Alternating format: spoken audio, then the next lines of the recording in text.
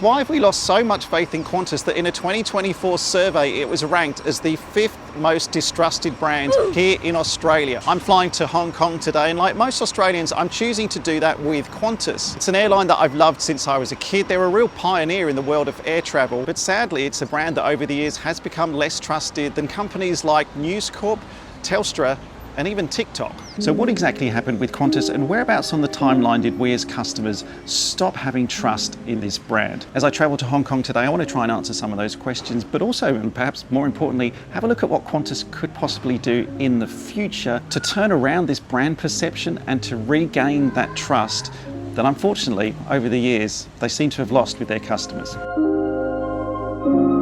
You have to go all the way back to the 16th of November 1920. That's the date that Qantas was registered as a company in Winton in Queensland with just 2 aircraft to its name. Now, Qantas didn't actually start off flying passengers. Some of their early jobs were flying mail around Queensland. They did then start to pick up some charter flying, and as I read in Hudson Fish's memoirs, they occasionally took passengers for aerobatic flights as well. And then in 1938, that's when Qantas launched their flying boat services, and this was the first steps in Qantas becoming a fully fledged international airline. And then in 1947, that's when Qantas was fully nationalised by the Australian government, and it was also the same time when Qantas started its famous kangaroo route between Australia and the United Kingdom. And it was this time that Qantas really became a proper international player in terms of commercial worldwide aviation.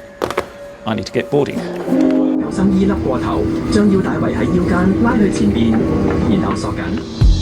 1959 was when Qantas entered the jet age. They introduced a couple of Boeing 707 jets and launched the first trans-Pacific jet service between Australia and San Francisco. These new jets, they really dramatically cut down the travel times and massively enhanced the long-haul reputation of Qantas. And in 1971, they took delivery of their first 747-200. And as they realised the full potential of the 747 aircraft and really doubled down on a full jet expansion to the fleet, by 1979, it actually uniquely operated an all-Boeing 747 passenger fleet. It was the only airline in the world flying only 747s. And this is why a lot of us who love the 747 also really have a soft spot for Qantas as well, because it's hard to think of one without thinking of the other. And through the 70s and 80s, Qantas really expanded their coverage using these amazing jet aircraft, so much so that in the late 80s, in 1987, Qantas launched its first frequent flyer program. And in the early 1990s, this is when another big change happened for Qantas. They merged with a company called Australian Airlines, previously known as TAA, and in 1993, Qantas was fully privatised.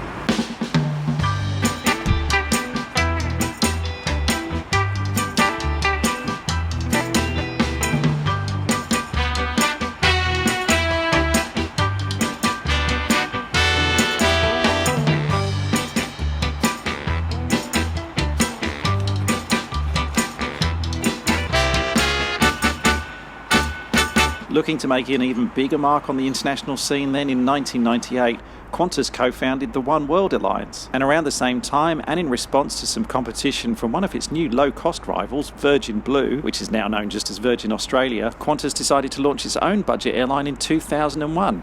The world was about to meet Jetstar. And then in 2011, this is when I believe things for Qantas started to become a little bit unstuck. This is when the public perception started to change, because in 2011, there was a dispute between the unions and Qantas. It was a labour dispute, and the unions were putting pressure on Qantas. But it was Qantas's reaction that I think caught a lot of people by surprise, because what they decided to do was actually to ground the entire fleet of aircraft to put the pressure back on the unions to back down. Now, irrespective of what the union standpoint was, or indeed of what Qantas's corporate standpoint was as well, the fact that they grounded those planes and left those passengers stranded in various locations around the world, that was probably the first instance where Qantas had made a move on a corporate level which understandably left quite a bad taste in the mouths of several of their passengers, and also led to quite a lot of intense public and political scrutiny on the brand as a result.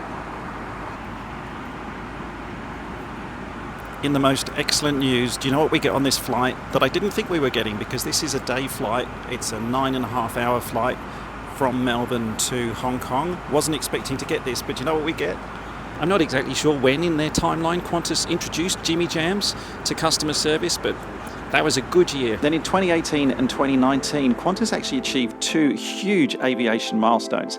First of all, in March 2018, they flew their first scheduled non-stop flight from Australia all the way into Europe. That's QF9, which a lot of us have flown now between Perth and London using one of their new Boeing 787-9 Dreamliners. And then in October 2019, it actually flew the world's longest ever commercial flight non-stop between New York and Sydney, again on a 787-9 Dreamliner. This, of course, all to lay the groundwork for Project Sunrise, which we'll come to shortly.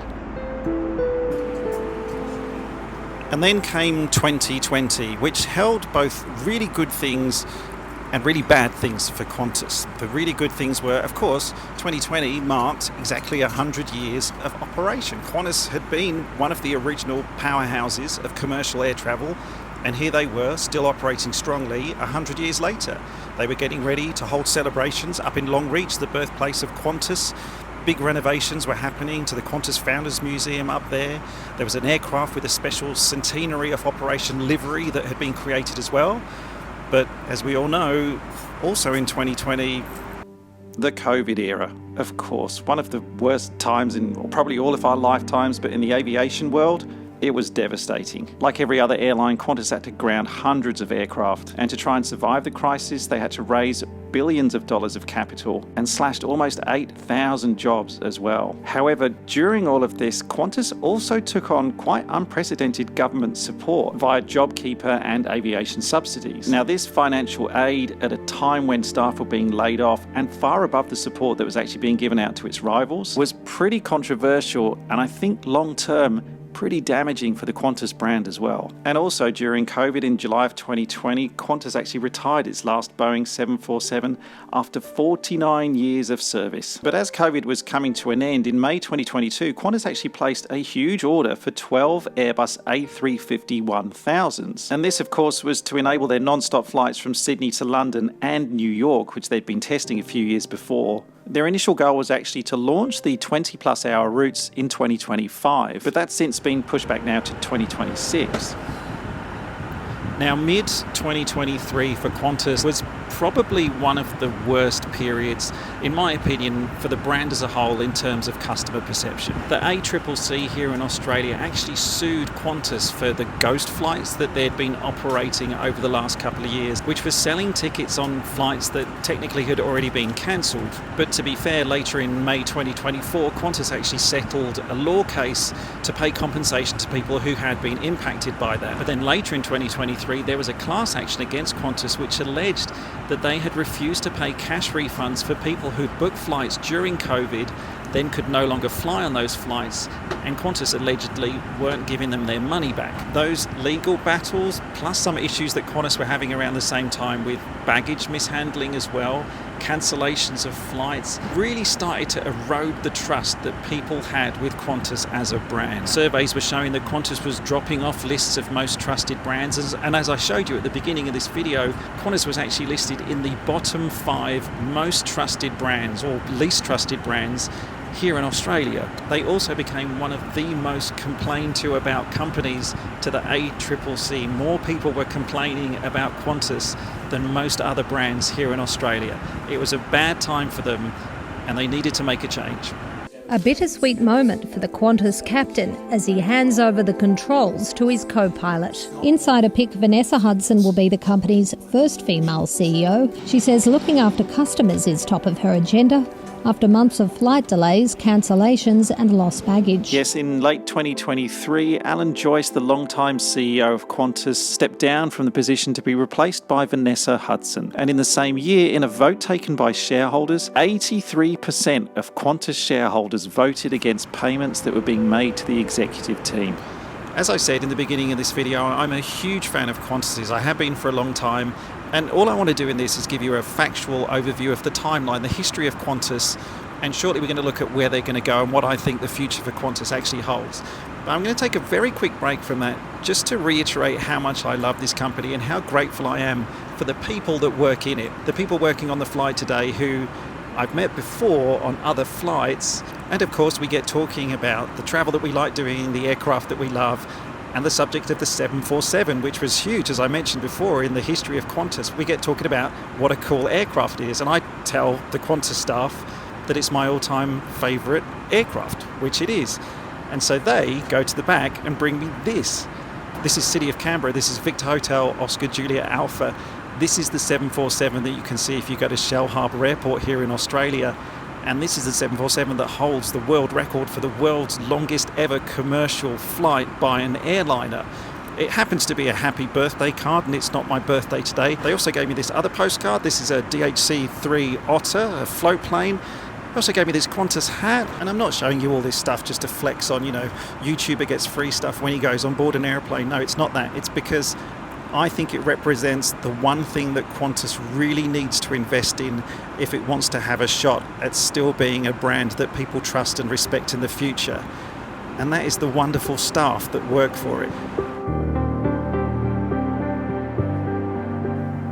On board my flight today, as we leave the Australian coastline behind us and start heading towards Hong Kong, it does make me really excited about what's coming next year for Qantas with Project Sunrise. I think it's a huge opportunity for them to regain the trust in their customer base, and like they've done at various points along their timeline, to really put Qantas forward as the brand and the airline that can really deliver international long haul better than anyone else in an affordable and accessible way, not just for Australians but for travellers around the world. These mammoth 20+ hour flights are going to be a huge undertaking for the company, and they're going to need flight crew, cabin crew, ground staff, operations people who really understand the world of aviation to be able to deliver this well. I honestly feel the Qantas staff love aviation. They get long haul international travel. I found as a passenger over the years that they really can deliver it up there with the best of them. So I hope the COVID era and the distrust that customers have had towards Qantas can be put behind them, and that Project Sunrise gives them that opportunity to really become that hugely respected international airline once again. Welcome to Hong Kong. The local time is 5:51 p.m. on Monday the 16th of June. Please mind the gap.